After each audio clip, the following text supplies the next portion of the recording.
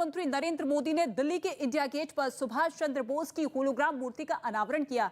पश्चिम बंगाल के भाटपाड़ा में सुभाष चंद्र बोस की जयंती के मौके पर बीजेपी और टीएमसी के समर्थकों के बीच झड़प हो गई।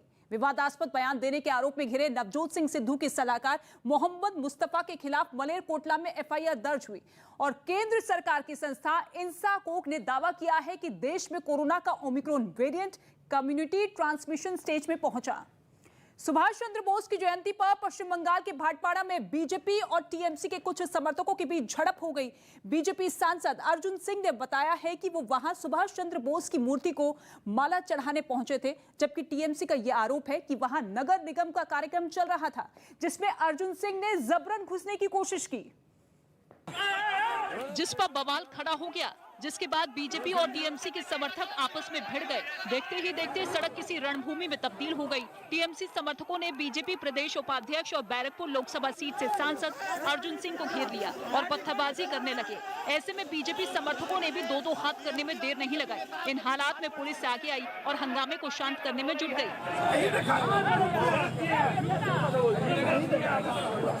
हंगामे के दौरान पुलिस वालों की भी कोई सुनने को तैयार नहीं दिखा। वो लोग गुस्से से इस कदर भर गए कि उन्होंने पुलिस वालों के साथ भी धक्का मुक्की की। बताया गया कि उन लोगों को काबू करने के लिए पुलिस को हंगामा कर रहे लोगों पर फायरिंग करनी पड़ी। मैं भी मुझे भी माला देना था, तो वहां जाने के बाद पुलिस के सामने ही सब कुछ हो रहा था, तो मेरे ऊपर भी हमला हुआ। पुलिस वालों ने हंगामा कर रहे लोगों को शांत करने के लिए उन पर डंडे भी बरसाए। ऐसे कई हथकंडे अपनाने के बाद टीएमसी और बीजेपी के समर्थकों को सड़क से हटाया गया और रास्ता खुलवाया गया। वहीं कोलकाता में सीएम ममता बनर्जी ने सुभाष चंद्र बोस की जयंती के मौके पर बंगाल की झांकी को खारिज किए जाने का मुद्दा उठाया और इस बहाने उन्होंने केंद्र सरकार पर हमला बोला। साथ ही जयंती के मौके पर दिल्ली के इंडिया गेट पर लगी सुभाष चंद्र बोस की होलोग्राम मूर्ति पर श्रेय लेने की होड़ शुरू हो गई। तो स्टैचू করছেন আমাদেরই প্রেসারে, এতদিন স্ট্যাচু করার কথা মনে হয়নি। আর আমাদের রেড রোডের স্ট্যাচু দেখে যান, এটা প্রাণবন্ত, এটা আর্টিফিশিয়াল নয়। उंगली उठी तो बीजेपी भी जवाब देने में पीछे नहीं रही। बीजेपी आईटी सेल के प्रमुख अमित मालवीय ने ट्वीट कर ममता बनर्जी पर हमला बोल दिया। वहीं सुभाष चंद्र बोस के भतीजे अर्घेंदु घोष ने प्रधानमंत्री नरेंद्र मोदी के इस फैसले पर खुशी जाहिर की। I could never imagine this would happen. It's beyond my dreams. Holography एक डिजिटल तकनीक है जो कि प्रोजेक्टर की तरह काम करती है। इस तकनीक के जरिए तस्वीर को 3D आकार दिया जाता है, जिसके बाद वो तस्वीर एकदम असली जैसी दिखती है। और इसी तकनीक का इस्तेमाल करते हुए दिल्ली में इंडिया गेट पर प्रधानमंत्री नरेंद्र मोदी ने सुभाष चंद्र बोस की होलोग्राम प्रतिमा का अनावरण किया। नेताजी की 125वीं जयंती के मौके पर इस मूर्ति के जरिए उन्हें श्रद्धांजलि अर्पित की गई। लेकिन और रिमोट का बटन दबाकर इंडिया गेट के पास मौजूद छतरी पर होलोग्राम प्रतिमा का अनावरण किया।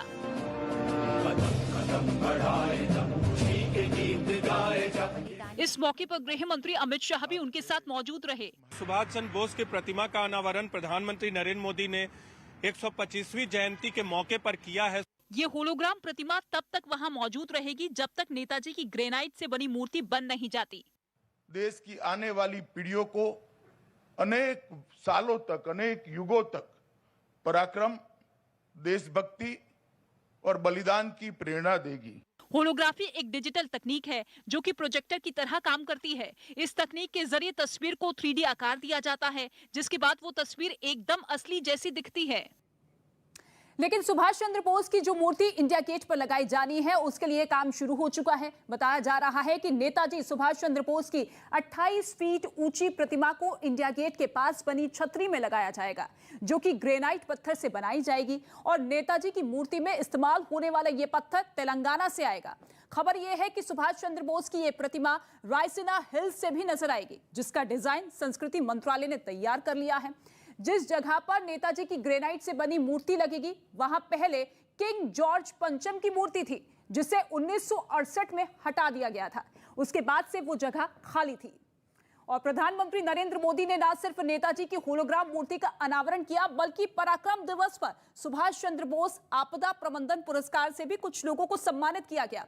ये पुरस्कार उन लोगों और संस्थाओं में बांटे गए जिन्होंने साल 2019 से 2021 के बीच आपदाओं से जूझ रहे लोगों की मदद की थी।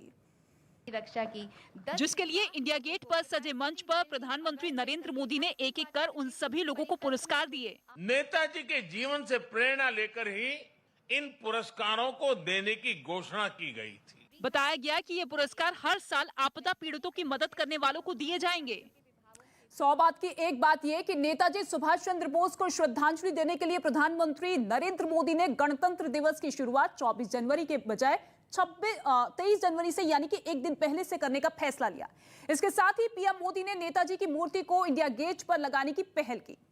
बिहार की बेतिया में राज्य सरकार ने पर्यटन मंत्री नारायण प्रसाद की कार को लोगों ने घेर लिया, जिसकी वजह थी उनके बेटे पर मारपीट का आरोप। बताया यह गया है कि मंत्री नारायण प्रसाद के बेटे ने बगीचे में खेल रहे बच्चों की पिटाई की, जिसके बाद लोग गुस्से में आ गए और फिर उन लोगों ने मंत्री के बेटे को घेर लिया। इस घटना का एक वीडियो भी सामने आया। उसमें दोनों तरफ के लोगों के बीच गाली गलौज और हाथापाई होती दिखाई दी।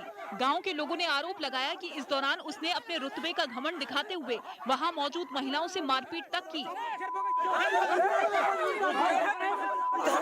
दावा किया गया कि इस दौरान उन लोगों ने कई बार फायरिंग भी की, जिससे कई लोगों को चोटें आईं। बंदूक एक बार फायरिंग किए और उसके बाद इसको मार दिए बंदूक के नाल से, तो इसका फट गया। हालांकि हंगामा बढ़ते ही मंत्री के बेटे के साथ आए लोग वहां से भाग खड़े हुए।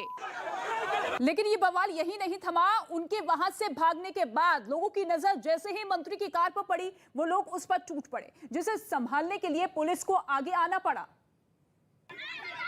क्योंकि मंत्री के बेटे की हरकत से गुस्साए लोग किसी की सुनने को तैयार नहीं थे। पुलिस वाले लगातार उन्हें सड़क से हटने की अपील करते रहे, लेकिन लोगों ने मंत्री की गाड़ी को वहां से ले जाने नहीं दिया। वो लोग वहीं चक्का जाम कर न्याय की मांग करने लगे।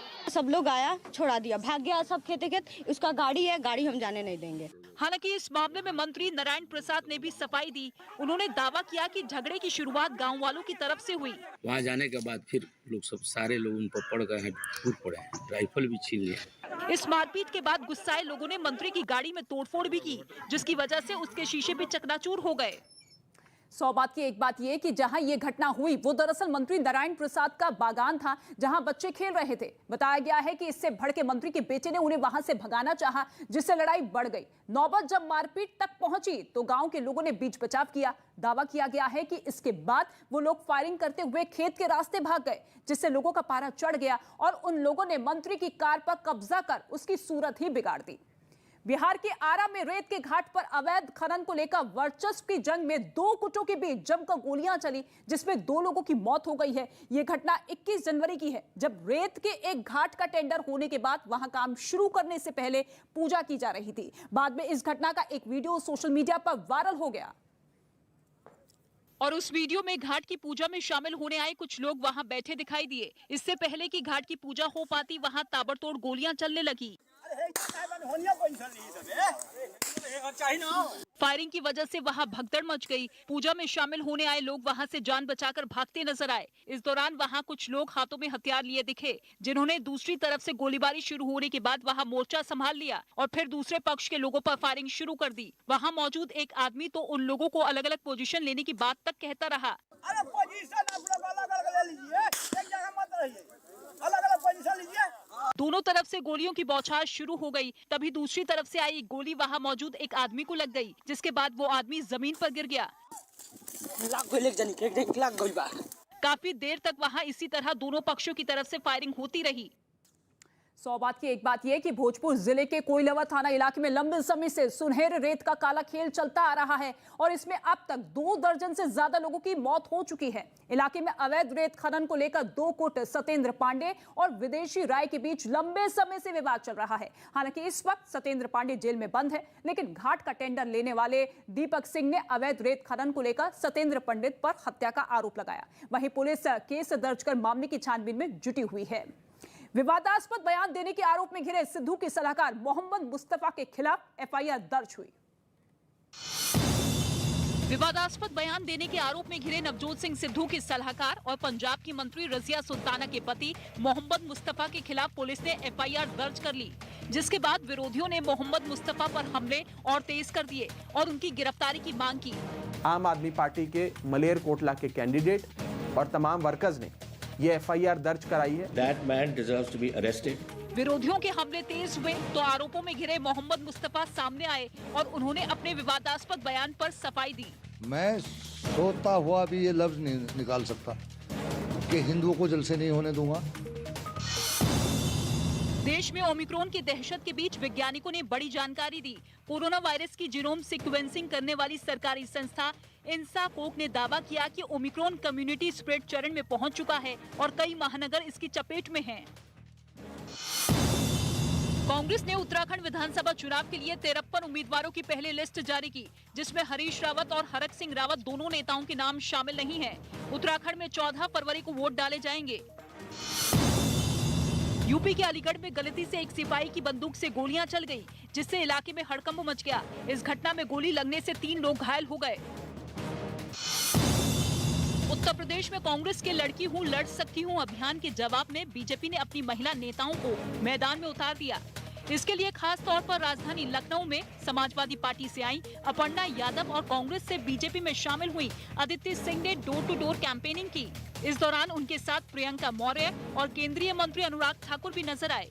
मैं तो कहूँगा उत्तर प्रदेश की जनता यही कहती है, अपराधियों पर बुलडोजर का वार, यूपी फिर मांगे भाजपा सरकार। इस अभियान में सबकी निगाहें समाजवादी पार्टी का दामन छोड़ बीजेपी में शामिल हुई अपर्णा यादव पर टिकी रही। पहली बार बीजेपी दफ्तर पहुंचने वाली अपर्णा यादव ने इसे राष्ट्रवाद की लड़ाई बताया। मैं भारतीय जनता पार्टी राष्ट्रवाद की वजह से जुड़ी हूँ। आदरणीय प्रधानमंत्री जी और हमारे प्रदेश के जो यशस्वी मुख्यमंत्री जी हैं, उनके कार्य प्रणाली से मैं बहुत ज़्यादा प्रभावित हूँ। यूपी के शाहजहांपुर में ड्रग्स की तस्करी के आरोप में एक आदमी को गिरफ्तार कर लिया गया। पुलिस ने आरोपी के पास से करीब 40 लाख रुपए की चरस भी बरामद करने का दावा किया। चीन में होने वाले विंटर ओलंपिक्स के उद्घाटन समारोह के कार्यक्रम से पहले रिहर्सल हुई, जिसमें आतिशबाजी की तैयारियों को भी परखा गया।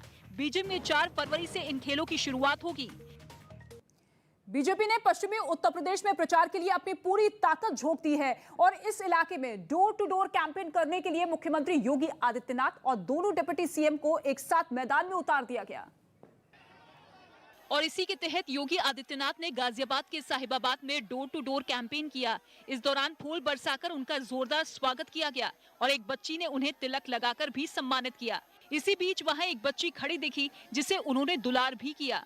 मुख्यमंत्री योगी आदित्यनाथ राजीव कॉलोनी पहुंचे, साहिबाबाद की जनसंपर्क अभियान कर रहे हैं, डोर टू डोर अभियान चला रहे हैं। जनरल वीके सिंह भी उनके साथ हैं। इससे पहले जब मुख्यमंत्री का काफिला रुका तो वहां काफी भीड़ जमा हो गई, जिसे संभालने में सुरक्षा कर्मियों के पसीने छूट गए। इस दौरान वहां सीएम योगी के समर्थन में नारेबाजी भी होती रही। मुख्यमंत्री ने दलित समुदाय की बस्ती में घर घर जाकर सरकार के कामों की जानकारी देने के लिए पर्चे भी बांटे। और फिर थोड़ी देर बाद योगी आदित्यनाथ दूसरे इलाके में प्रचार करने के लिए वहां से रवाना हो गए। बीजेपी के डोर टू डोर कैंपेन का यह सिलसिला ग्रेटर नोएडा में जारी रहा, जहां डिप्टी सीएम दिनेश शर्मा ने प्रचार का जिम्मा संभाला। उन्होंने पार्टी के कुछ नेताओं और कार्यकर्ताओं के साथ घर घर जाकर वोट मांगे। इस दौरान उनका स्वागत फूलों से किया गया। बहुत धन्यवाद मोदी जी, योगी जी। बीजेपी ने यह भी दावा किया कि इस बार चुनाव में पहले से ज्यादा वोट मिलेंगे और मुझको लगता है कि बीजेपी 50% से ऊपर वोट पाएगी और 10 मार्च को बीजेपी अपना रिकॉर्ड स्वयं तोड़ेगी। इसके साथ ही डिप्टी सीएम ने कानून व्यवस्था बनाए रखने के लिए दोबारा बीजेपी को जीत दिलाने की अपील की।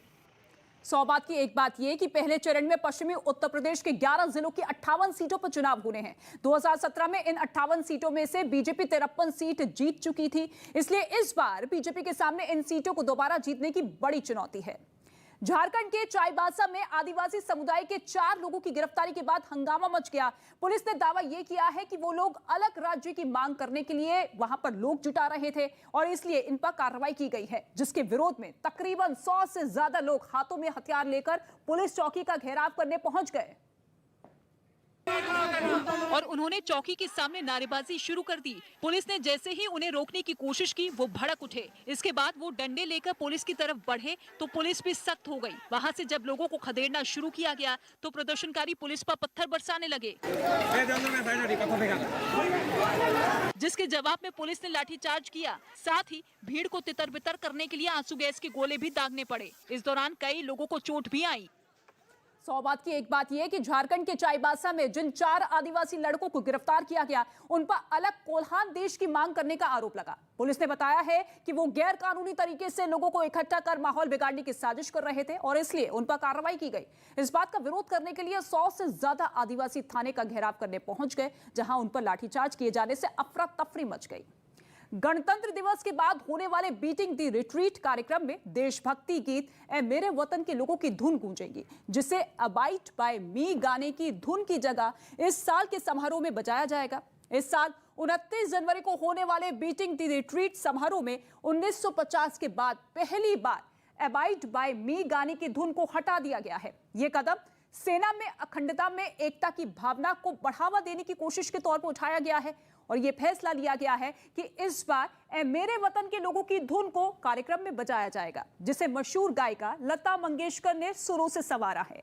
और 1962 में भारत और चीन के बीच हुए युद्ध के बलिदानियों की याद में कवि प्रदीप ने इसे लिखा था। इस साल सेना की टुकड़ियों के इस सुरीले कार्यक्रम में कुल 26 धुनें बजाई जाएंगी, जो सिर्फ भारत में बनी हैं। और इस साल बीटिंग द रिट्रीट कार्यक्रम का समापन सारे जहां से अच्छा गाने की धुन के साथ होगा, जिसमें पहली बार 1000 से ज्यादा ड्रोन आजादी के 75 साल को समर्पित एक शो भी करेंगे।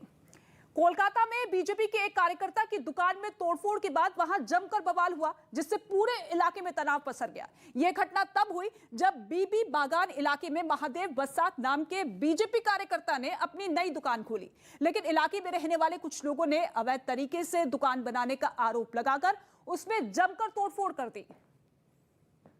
लेकिन बवाल तब बढ़ गया जब विरोध कर रहे लोगों ने उस जिले के बीजेपी युवा मोर्चा के सचिव जय पर पुलिस की मौजूदगी पर हमला बोल दिया। उन लोगों ने बीजेपी नेता की गाड़ी पर बड़े बड़े पत्थर फेंकने शुरू कर दिए। इस दौरान वहां मौजूद पुलिस वालों ने उन्हें रोकने की कोशिश की, लेकिन वो नहीं माने। इस बीच कुछ लोगों ने कार के पिछले शीशे को भी तोड़ दिया। यही नहीं, कुछ लोगों ने सड़क किनारे खड़े एक स्कूटर पर भी अपना गुस्सा निकाला। बताया गया कि बीजेपी नेता जय पार्टी कार्यकर्ता महादेव बसाक की दुकान पर हमले के बाद वहां पुलिस लेकर पहुंचे थे। इसके बाद उन्होंने बवाल कर रहे लोगों को समझाने की कोशिश की, लेकिन उन लोगों ने उनसे धक्का मुक्की शुरू कर दी। कई लोग तो पुलिस वालों से भी उलझ गए। आरोप है कि इस दौरान हालात संभालने में जुटे पुलिस वालों के साथ कई लोगों ने हाथापाई की। পুলিশের সামনে আমাকে হেনস্থা করা হয়, আমার গাড়ি ভাঙচুর করা হয়, আমার সাথে যারা গেছিল তাদের মারধর করা হয়। काफी देर तक वहां हंगामा होता रहा, जिसकी वजह से पूरे इलाके में तनाव फैल गया। वहीं इलाके में तनाव को देखते हुए प्रशासन ने वहां पुलिस के जवानों को तैनात कर दिया। सौबात की एक बात यह कि पश्चिम बंगाल में चुनाव के बाद जमकर हिंसा हुई थी, जिसमें बीजेपी के कई कार्यकर्ताओं की हत्या कर दी गई थी। जिस इलाके में यह बवाल हुआ वो इलाका टीएमसी का गढ़ है और वहां पहले भी इस तरह की घटनाएं हो चुकी हैं। बीजेपी का सीधे तौर पर आरोप है कि जानबूझकर उनके कार्यकर्ताओं को निशाना बनाया जा रहा है, तो वहीं टीएमसी का आरोप है कि बीजेपी कार्यकर्ता ने वहां अवैध तरीके से दुकान बनाई और जब लोगों ने उसे हटाने की कोशिश की तो वो बीजेपी के उस कार्यकर्ता ने उनके साथ मारपीट शुरू कर दी। पंजाब लोक कांग्रेस के प्रमुख कैप्टन अमरिंदर सिंह पटियाला शहरी सीट से चुनाव लड़ेंगे। पंजाब विधानसभा चुनाव के लिए पंजाब लोक कांग्रेस प्रमुख कैप्टन अमरिंदर सिंह ने 22 उम्मीदवारों के नामों का ऐलान किया। कैप्टन खुद पटियाला शहर सीट से चुनाव लड़ेंगे। पंजाब चुनाव से पहले आम आदमी पार्टी और बीजेपी के बीच जुबानी जंग और तेज हो गई। इसी कड़ी में दिल्ली के मुख्यमंत्री अरविंद केजरीवाल ने केंद्र सरकार पर आरोप लगाया कि पंजाब चुनाव से पहले उनके मंत्री सत्येंद्र जैन को ईडी गिरफ्तार कर सकती है। हमें अपने सूत्रों से पता चला है कि पंजाब चुनाव के पहले आने वाले कुछ दिनों में ईडी सत्येंद्र जैन जी को गिरफ्तार करने वाली है। केजरीवाल के इस आरोप पर पलटवार करने में बीजेपी ने भी देर नहीं लगाई। मुझे लगता है कि अरविंद केजरीवाल जी की चोट की दाढ़ी में वाकई ही तिनका है। नेताजी सुभाष चंद्र बोस की 125वीं जयंती पर दिल्ली समेत देश भर में कई कार्यक्रम आयोजित किए गए। प्रधानमंत्री मोदी और दूसरे कई नेताओं ने उन्हें संसद भवन में श्रद्धांजलि दी। गणतंत्र दिवस पर यूपी सरकार ने जेलों में बंद 100 कैदियों को रिहा करने का फैसला लिया, लेकिन ये सभी वो कैदी होंगे जो 16 साल की सजा काट चुके हैं और उनकी उम्र 60 साल से ज्यादा है। नेताजी सुभाष चंद्र बोस और बाला साहेब ठाकरे की जयंती पर उद्धव ठाकरे और उनके बेटे आदित्य ठाकरे ने उन्हें श्रद्धांजलि दी। गणतंत्र दिवस से पहले राजपथ पर परेड की फुल ड्रेस रिहर्सल की गई। इस रिहर्सल में भारतीय सेना के जवानों, अर्धसैनिक बल और पुलिस के जवानों ने हिस्सा लिया। इस दौरान राजपथ पर देश के अलग अलग राज्यों की झांकियां भी फुल ड्रेस रिहर्सल में शामिल रहीं।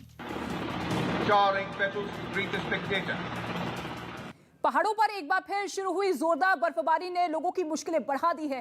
पहाड़ी राज्यों के कई इलाकों में तो इतनी बर्फ गिरी कि हर तरफ सफेद चादर ही बिछ गई, जिनमें हिमाचल प्रदेश के कई हिस्से शामिल थे। राजधानी शिमला की तस्वीर तो ऐसी नजर आई मानो किसी ने पूरे शहर को सफेद रंग से रंग दिया हो। पहाड़ों की रानी शिमला में लगातार जो है बर्फबारी का दौर जारी है। यहाँ पर बीती रात से ही बर्फबारी हो रही है। कुछ जगहों पर तो हालात ऐसे हो गए कि बर्फ ने लोगों का जीना मुहाल कर दिया। सड़कों पर इसने ऐसा कब्जा जमाया कि उन पर से बर्फ हटाने के लिए खुदाई करने वाली मशीन की मदद लेनी पड़ी और पैदल चलने वालों की तो शामत ही आ गई। बताया गया कि रात भर बर्फ गिरने के बाद ऐसे हालात बने। मैं सुबह 6 बजे उठा हूँ और मैं अपनी बालकनी के बाहर देखता हूँ, सब सफेद हो रखा है। कमोबेश ऐसी ही तस्वीरें हिमाचल के एक और टूरिस्ट स्पॉट यानी मनाली से भी सामने आई। वहां तो शहर की तरफ जाने वाले रास्तों पर इतनी फिसलन हो गई कि लोगों का वहां तक पहुंचना मुश्किल हो गया और कुछ जगहों पर तो इसने गाड़ियों के पहिए जाम कर दिए। घर हो, बाजार हो या फिर पेड़ पौधे, सबको इसने अपने आगोश में ले लिया,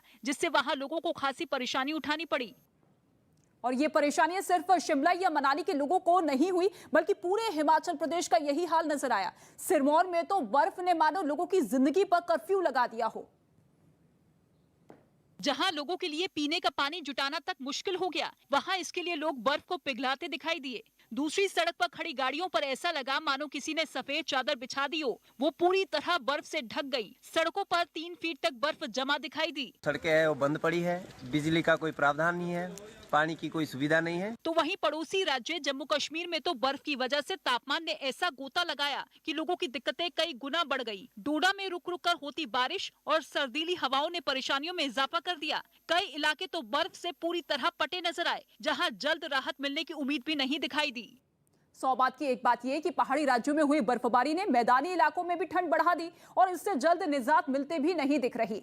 मौसम विभाग ने अगले 24 घंटों के लिए मैदानी हिस्सों में बारिश का येलो अलर्ट जारी किया है, तो वहीं पहाड़ी इलाकों में भारी बर्फबारी का ऑरेंज अलर्ट जारी किया गया, जिसकी वजह से अगले 2 से 3 दिन तक लोगों की परेशानियां और बढ़ सकती हैं। यूपी टेट की परीक्षा देने पहुंचे छात्रों ने राज्य में कई जगहों पर जमकर हंगामा किया।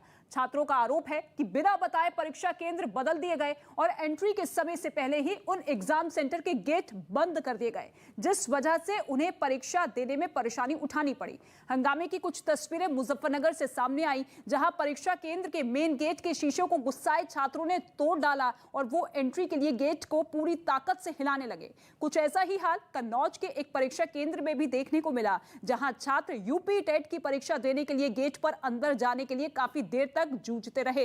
हालांकि बाद में उन्हें अधिकारियों के दखल के बाद एंट्री दिलवाई गई। राजस्थान के अलवर से एक हैरान करने वाला वीडियो सामने आया है। वहां कुछ बदमाशों ने एक लड़के को बुरी तरह से पीट दिया। इस दौरान हमलावरों ने उसकी पिटाई का वीडियो भी बनाया, जिसे बाद में वायरल कर दिया गया। इस वीडियो में एक लड़के को 3 लोग डंडों से पीटते दिखाई दिए। मारपीट के दौरान पिट रहा लड़का हमलावरों से छोड़ देने की गुहार लगाता रहा, लेकिन उन लोगों ने उसकी एक नहीं सुनी और उस पर हमला करते रहे।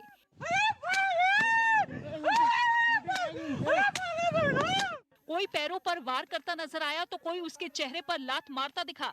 इतना ही नहीं, वहां से सामने आए वीडियो में मारपीट कर रहे 2 लोगों के पास पिस्तौल भी दिखाई दी, जिससे वो लड़के के पेट पर वार करता नजर आया। इसके साथ ही दबंगों ने नारेबाजी भी की।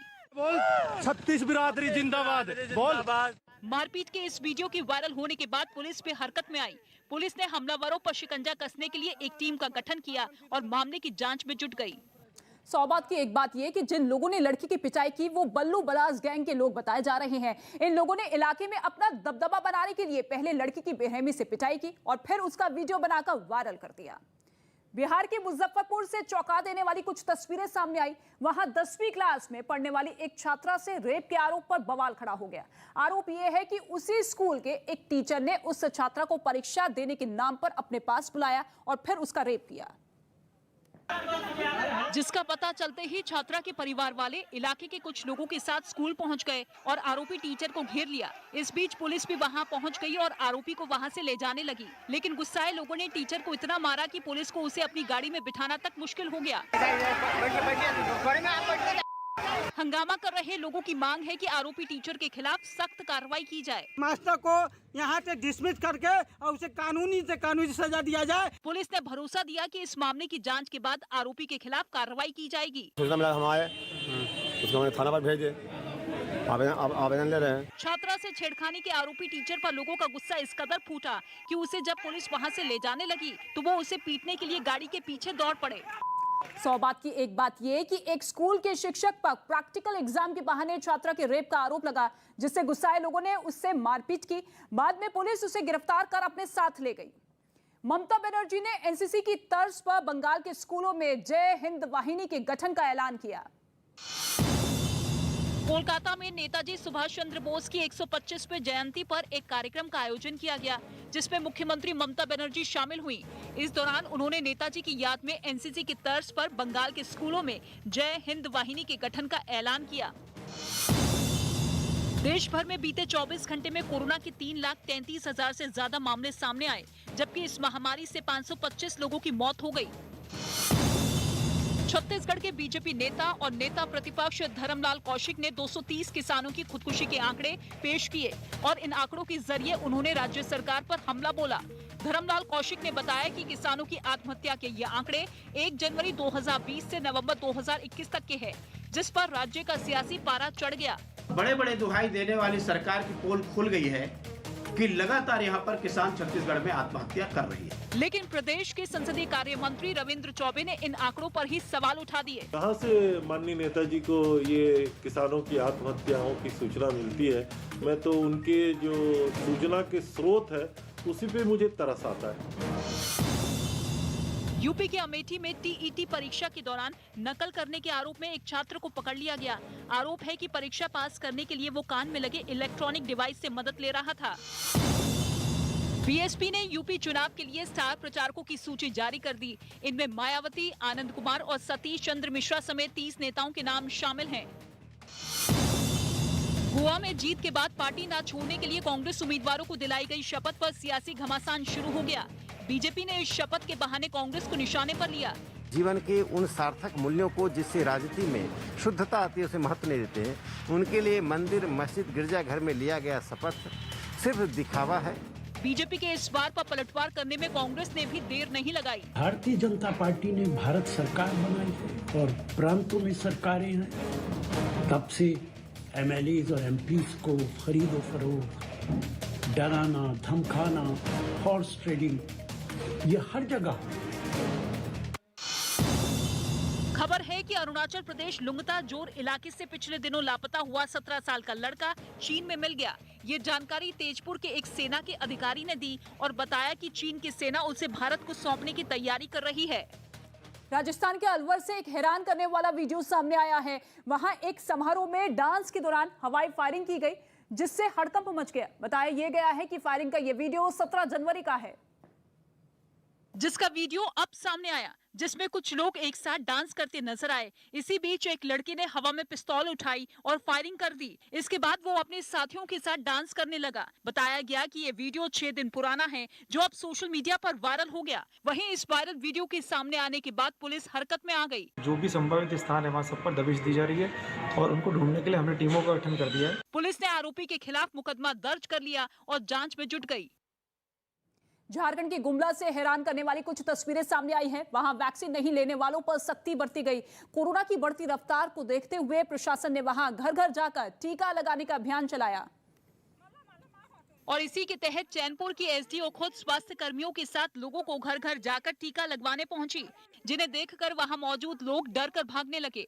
एसडीओ ने इन लोगों से टीका लगवाने के लिए अपील की, लेकिन उन्होंने वैक्सीन लेने से साफ इनकार कर दिया, जिसके बाद एसडीओ उन्हें समझाने में जुट गयी। अरे कोई दिक्कत नहीं है, कोई दिक्कत नहीं है। लेकिन काफी समझाने के बाद भी जब लोग नहीं माने तो उन्हें पकड़कर टीके लगाए गए। वहीं इसी तरह की एक दूसरी तस्वीर में भी कुछ लोग टीका लगवाने से बचते दिखाई दिए, जिसके बाद उनके साथ भी सख्ती की गई। रिएक्शन नहीं होना चाहिए, नहीं होगा। हालांकि कई लोग ऐसे भी मिले जिन्होंने आसानी से वैक्सीन की डोज लगवा ली।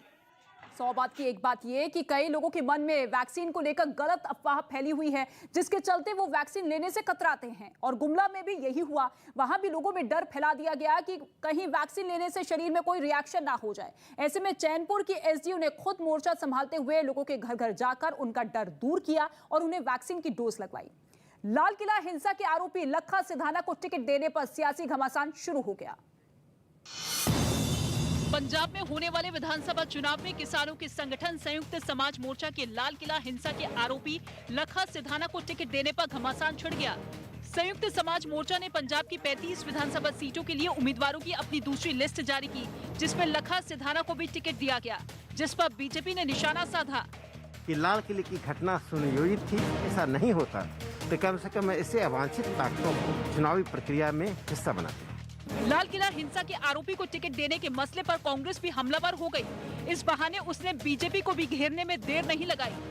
जिसने लाल किले पे हंगामा किया था तो वो मुनासिब नहीं है, लेकिन भारतीय जनता पार्टी को अपने गिरेबान में देखना चाहिए। यूपी के अलीगढ़ की अतरौली सीट से बीजेपी के प्रत्याशी के खिलाफ आचार संहिता के उल्लंघन का केस दर्ज किया गया। आरोप है कि इन्होंने अपने समर्थकों के साथ बिना इजाजत एक जुलूस निकाला। हैदराबाद में उपराष्ट्रपति वेंकैया नायडू की कोरोना रिपोर्ट पॉजिटिव आई, जिसके बाद अपने संपर्क में आए लोगों से कोरोना जांच करवाने की अपील की।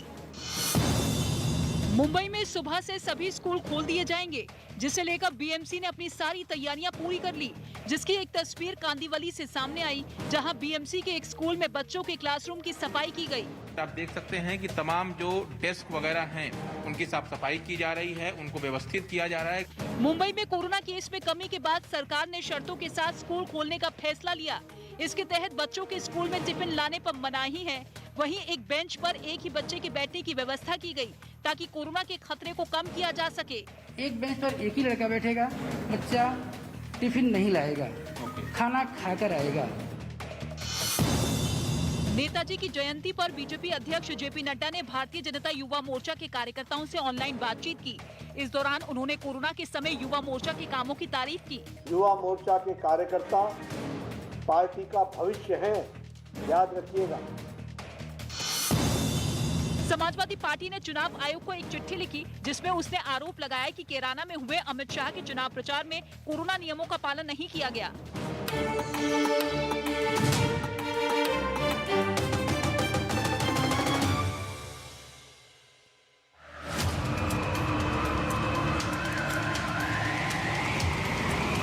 वहाँ एक शहर है मगर दिखता नहीं, वहाँ रेत है लेकिन रेगिस्तान नहीं। सैकड़ों साल से जमीन में छिपा एक रहस्यमयी शहर, क्या सुलझ पाएगी ये पहेली? रेत का रहस्यमयी शहर, रात 9:35 पर। बीजेपी से समाजवादी पार्टी में शामिल हुए स्वामी प्रसाद मौर्य ने तंज कसा। उन्होंने दावा किया कि चुनाव में समाजवादी पार्टी बीजेपी पर भारी पड़ेगी। साइकिल घर घर में है, जन जन में है, हर गांव में है, इसलिए जब हर साइकिल निकल जाएगी तो उनका रेडी रथ अपने आप फेल हो जाएगा। टिकट न मिलने से नाराज चल रहे गोवा के पूर्व मुख्यमंत्री और बीजेपी के बड़े नेता लक्ष्मीकांत पार्सेकर ने पार्टी से इस्तीफा दे दिया। लक्ष्मीकांत पार्सेकर अपनी पुरानी सीट मांद्रेम से चुनाव लड़ना चाह रहे थे, लेकिन इस सीट पर बीजेपी ने मौजूदा विधायक दयानंद सोपते को अपना उम्मीदवार बनाया है। सोपते 2019 में कांग्रेस छोड़कर बीजेपी में शामिल हुए थे। केंद्रीय गृह मंत्री अमित शाह ने जम्मू कश्मीर के 20 जिलों में डिस्ट्रिक्ट गुड गवर्नेंस इंडेक्स को ऑनलाइन लॉन्च किया। बताया गया कि इसका मकसद जम्मू कश्मीर के विकास में पारदर्शिता लाना है। इस दौरान अमित शाह ने ये भी भरोसा दिया कि हालात सुधरने पर जम्मू कश्मीर को पूर्ण राज्य का दर्जा मिल जाएगा। ऐसे ही स्थिति सामान्य हो जाएगी, जम्मू कश्मीर को पूर्ण राज्य का दर्जा मिलेगा। आरजेडी नेता तेजस्वी यादव समाजवादी पार्टी के अध्यक्ष अखिलेश यादव के लिए यूपी चुनाव में प्रचार करेंगे। इसका ऐलान होते ही पटना में आरजेडी की ओर से होर्डिंग लगाकर बीजेपी पर हमला बोला गया। उत्तर प्रदेश में विधानसभा चुनाव हो रहा है, जिसमें आरजेडी खुद तो चुनाव मैदान में नहीं उतरेगी, लेकिन तेजस्वी यादव जो नेता प्रतिपक्ष हैं, आरजेडी के नेता हैं, वो अब अखिलेश यादव के लिए चुनाव प्रचार करेंगे। 26 जनवरी को तेजस्वी यादव अखिलेश के साथ वर्चुअल तरीके से रैली करेंगे, जिसके लिए तैयारी भी तेज कर दी गई। बीजेपी का सफाया